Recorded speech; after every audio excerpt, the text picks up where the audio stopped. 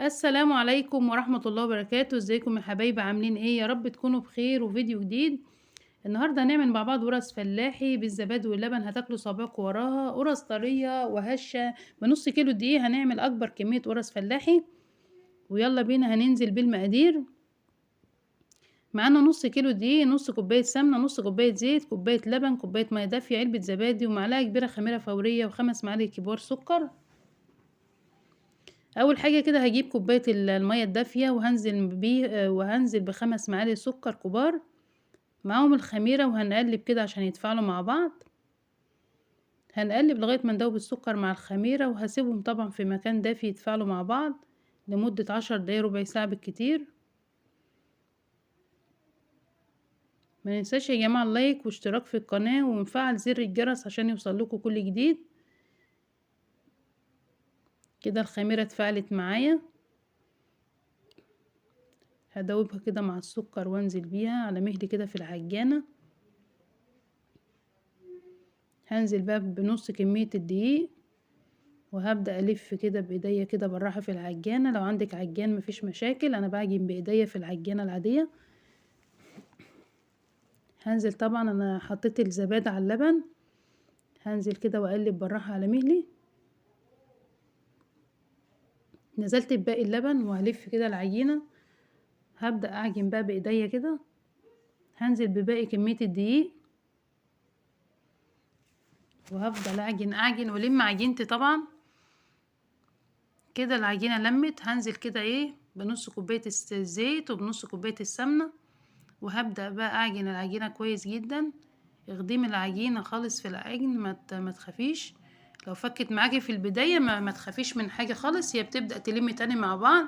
لازم نشربها المادة الدهنية يا جماعة، وهنسيبها لغاية ما تنعم معانا كده في ايدينا وتبقى ملمسها ناعم.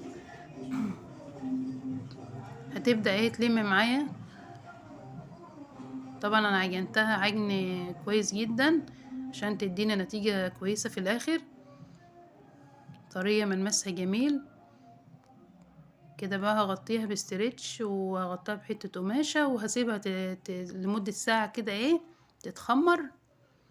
كده بعد ما اتخمرت يا جماعة انا سبتها ساعة الا ربع، اتضاعف طبعا حجمها.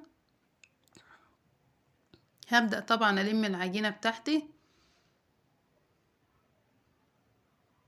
هلم كده على مهل خالص واقطع بقى بالراحة على مهلي. فرص يا جماعة سهلة جدا وعملها سهلة، اي حد ممكن يعملها، ممكن المبتدئين ممكن يعملوها. القرص دي بتاعت امهاتنا بريحة زمان، وبتملى البيت دفا، وريحتها بتبقى جميلة جدا في البيت. بناكلوها مع الشاي.